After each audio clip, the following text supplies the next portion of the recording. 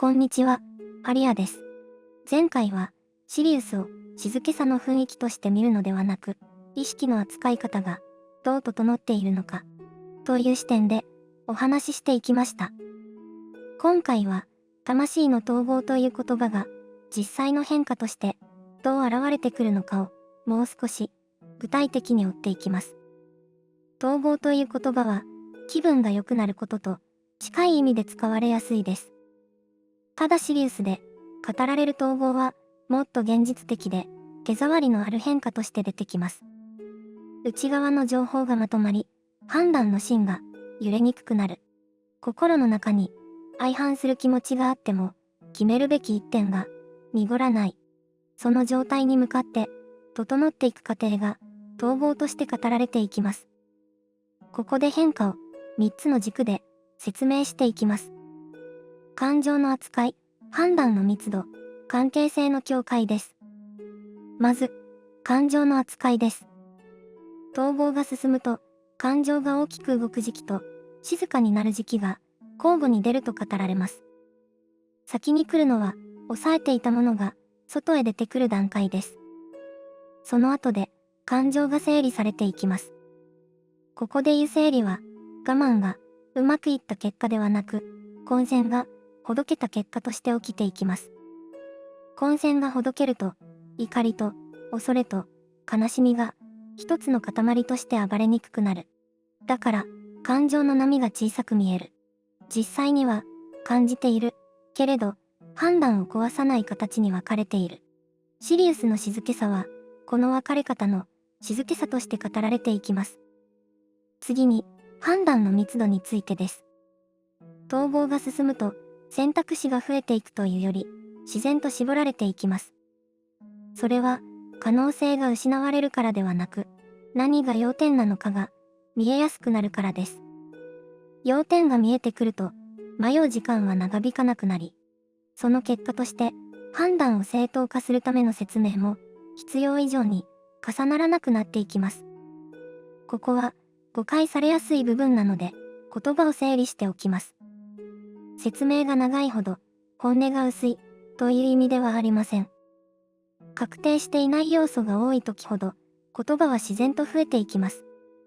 一方で、判断が定まると、必要な言葉は少なくなっていきます。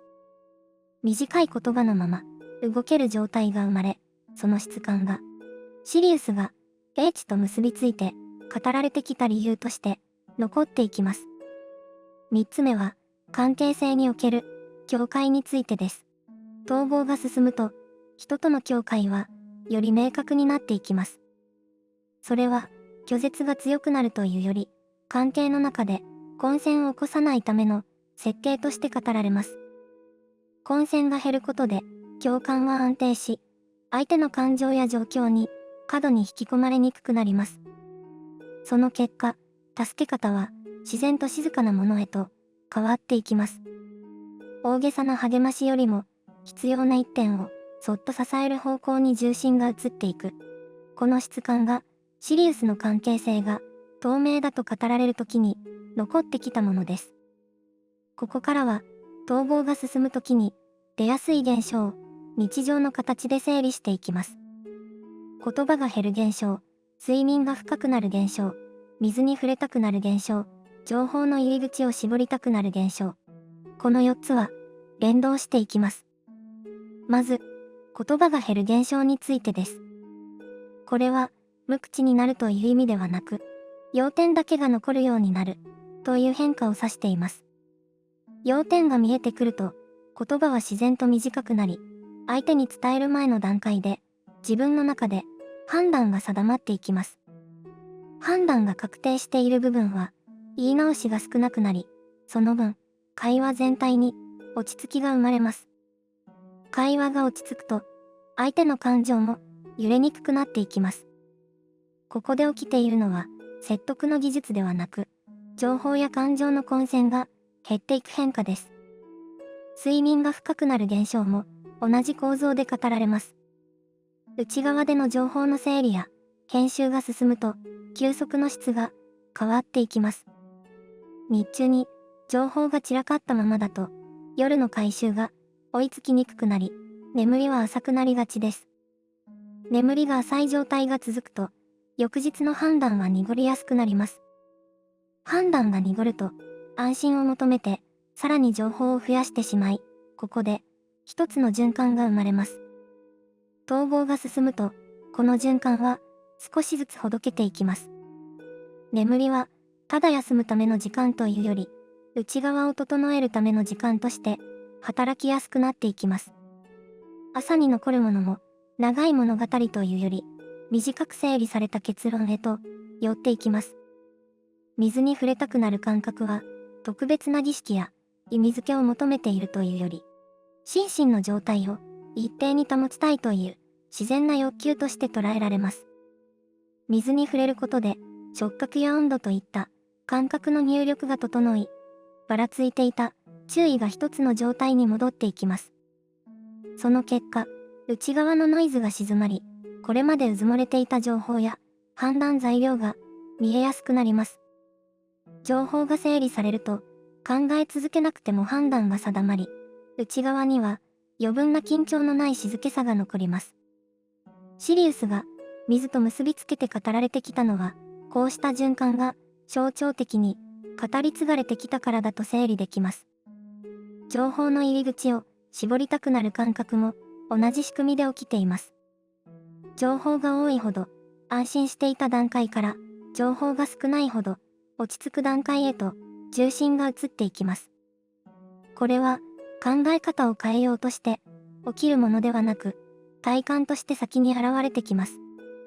情報を増やすと疲れやすくなり、減らすと整いやすくなる。整ってくると要点が自然に浮かび、判断が固まっていきます。判断が定まると次の行動に余計な力がいらなくなります。シリウスの英知が現実的なものとして語られてきたのは、この順序が無理なく説明できるからです。統合が進んでいく過程も、気分が高揚するという形より、整理の精度が上がる形で現れていきます。感情を感じ取り、情報を分け、最後に核だけが残っていく。核が残ることで、周囲の反応や余計な刺激に引きずられにくくなっていきます。シリウスの文明像で中心に置かれるのは、水が生活の背景にあるというより、情報の扱いそのものに組み込まれている点です。水に触れることは、落ち着くためだけの行為ではなく、内側の情報を一段階揃えるための操作に近い、と語られていきます。よく語られるのが、水が記録のように働くという見方です。地球の言葉に寄せるなら、感情が水に吸い取られるというより、感情の揺れが水によって鳴らされていくという表現が近くなります。揺れが鳴らされると余分な波が消え、要点だけが残ります。要点は再現しやすく、同じ状態をもう一度作りやすい。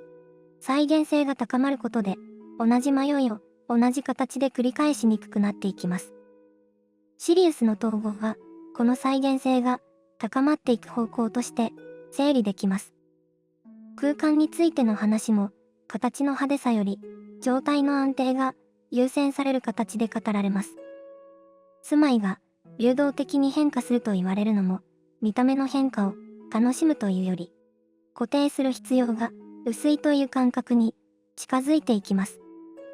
形を強く固定したくなるのは、奪われる不安や崩れる恐れが強い、社会の側に現れやすい反応です。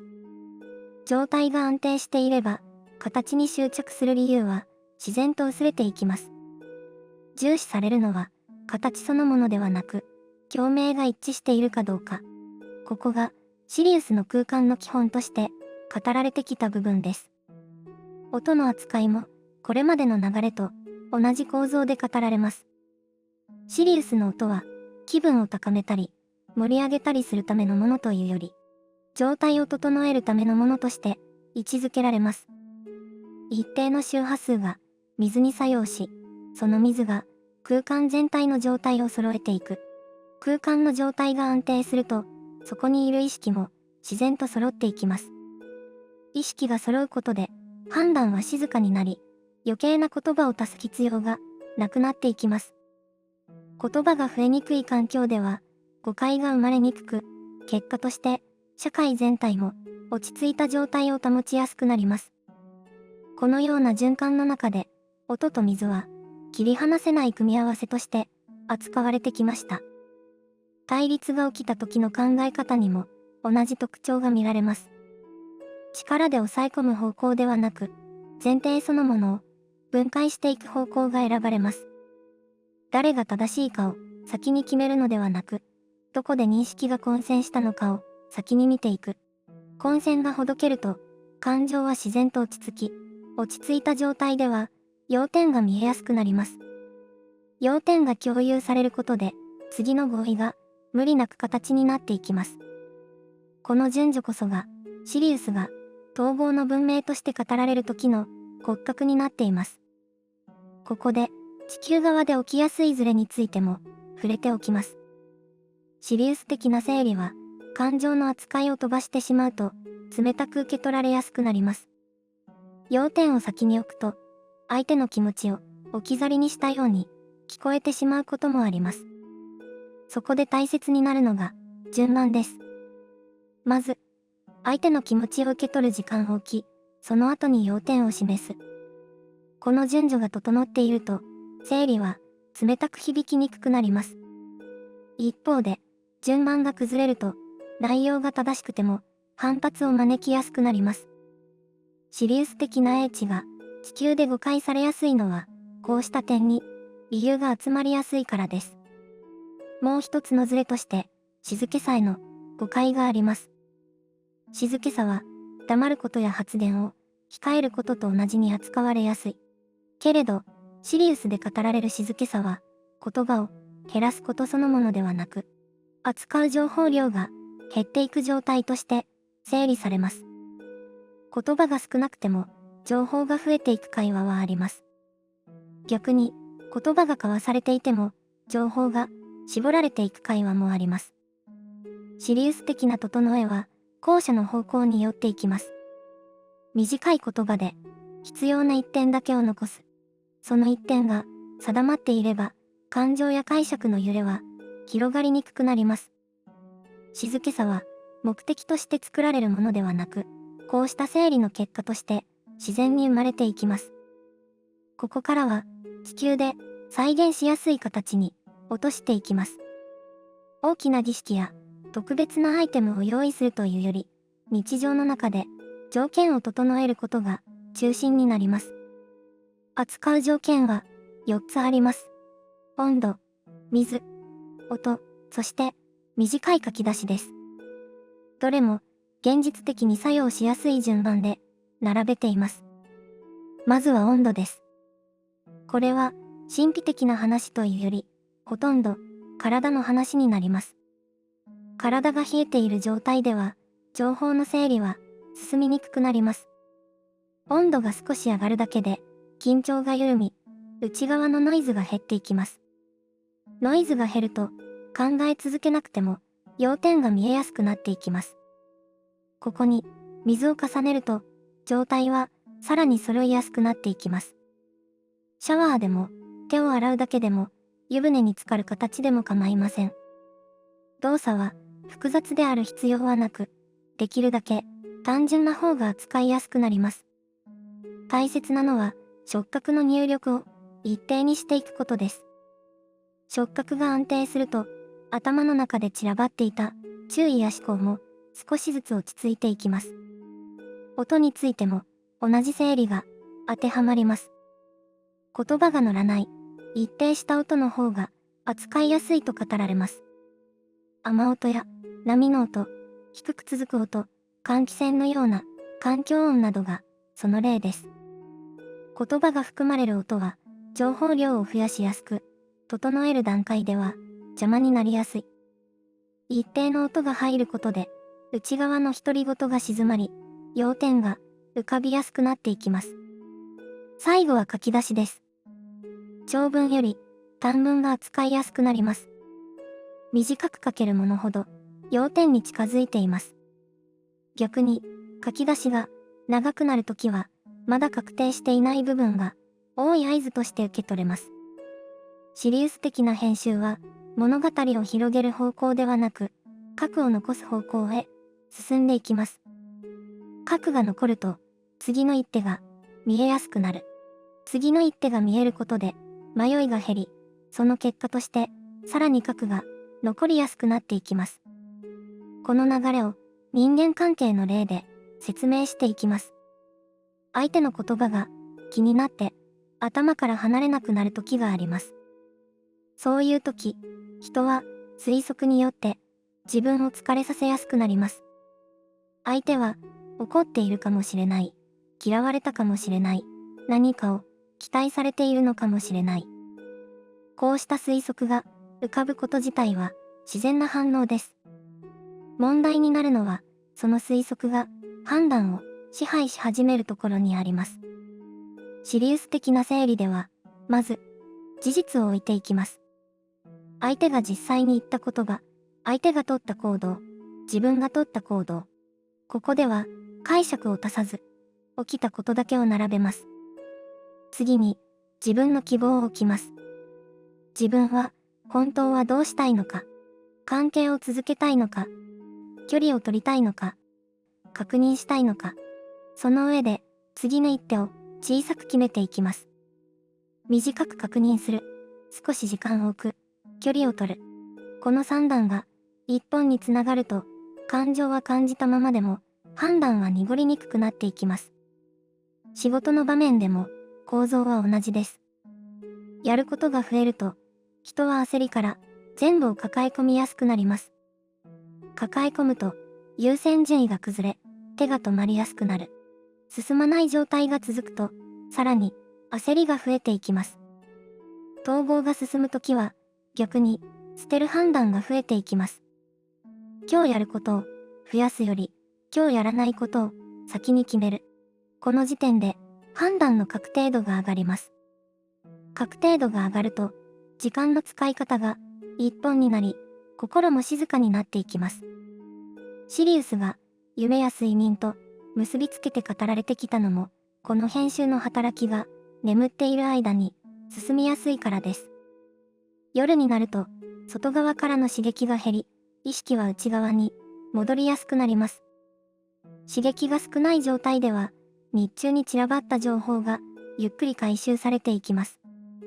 回収が進むと、朝に残るのは長い物語ではなく、整理された要点になります。要点が残ることで、迷いが減り、判断が軽くなっていきます。